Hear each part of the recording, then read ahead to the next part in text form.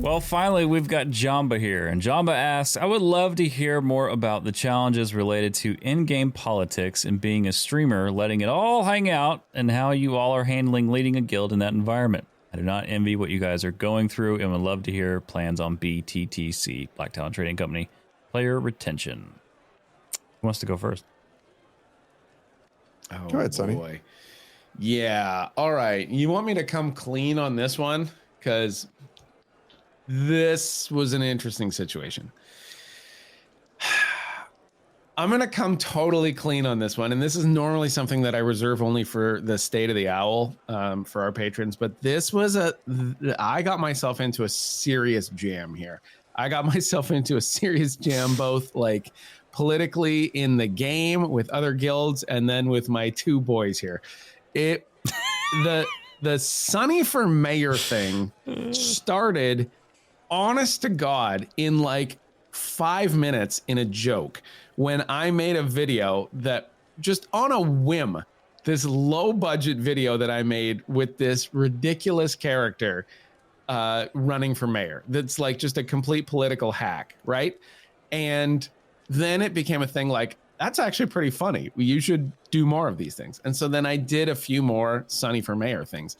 And the character of Sunny, much like if I don't expect any of you to actually have seen this, but like I had a podcast called The University of Coruscant, and it involved a sort of washed up actor that got hired as a adjunct professor at the University of Coruscant, kind of based on Matthew McConaughey a little bit. But the character, much like The Simpsons, Homer just kind of got dumber and dumber every season that went on.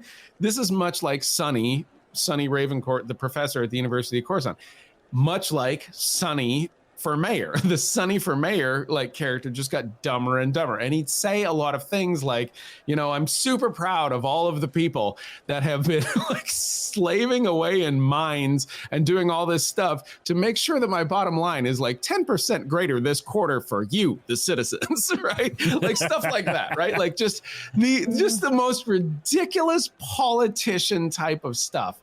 And so I was like in town, and it was in New Ayla, and people were running for mayor. And I'm like, well, we're just going to do this in character. And so I am running like the Sunny for Mayor playbook in town, just like yelling it out, right? Like just all the ridiculous political stuff. And it kind of, this is 100% on me, but it kind of got lost in translation a little bit when I ended up joining the Discord for the server and for the town and everything like that.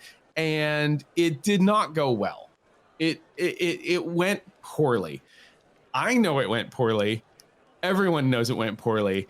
I recognized this early, and I'm like, oh, this is not good. This is going very, very badly. And I tried to walk it back, and it didn't walk back very well. At the same time, everyone, it turns out in hindsight, everyone in this whole situation was just 100% on edge. Nobody could take a joke. Things were falling apart around them anyways, and they were highly stressed, and they were not the kind of people that would like participate in this kind of like fun at all. So like I had a lot of things working against me at the same time, and that I was kind of working against myself. Either way, it created a kind of terrible situation that caused a lot of stress for a lot of people, us included, everything like that. We had to work through some issues, but at the end of the day, this is 100% caused by this exact question, which is, how do you deal with being a content creator and an in-game guild leader and like all of this other stuff? Like the answer is sometimes not well. So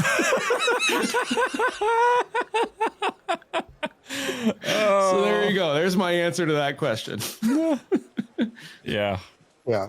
Yeah. This one we can really laugh about now. Yeah. Yeah. Yeah. Yeah. Oh. I don't even have a follow-up. Like that's the cherry on the top, man. Like Cash, I don't know if you have any. I don't have anything for this. I thought that was perfect.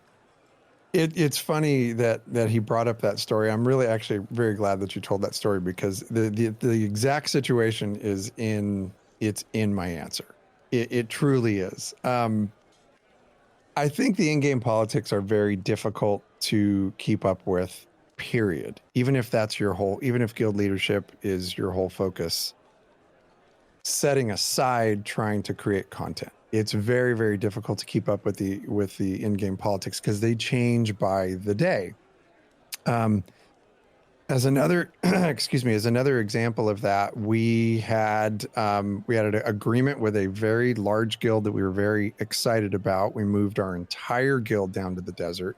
We did that on Thursday. I think it was probably Wednesday night. Servers came up on Thursday. By the next Thursday, that very same guild was gone. And we were stranded down in the desert. This is not taking anything away from them because they're good people for the most part. We ended up like down there with a lot of very terrible people. It got to be gnarly. And it's fun. We're still down there, but it just goes to show how fast the politics can change and how fast right now there's a lot of burnout that's going on right now, and guilds are folding right and left. The part that pertains to Sunny's story is that one thing that I've noticed in the guild politics is that people are incredibly cliquey, cliquey, and incredibly protective and not open to outsiders at all. Like, they have a plan. They don't want that plan to be toiled with. They will run you out of town super, super quick. So people's true colors really do end up showing, and tempers will definitely flare. And that's what causes all this stuff. But that's the human factor in a game where the human factor is a viable thing. It's an important thing about this game. And sometimes you're going to be on the winning end of that. Sometimes you're going to be on the losing end of that. And we've had a losing streak. We really have. So politics, very difficult to keep up with in this game.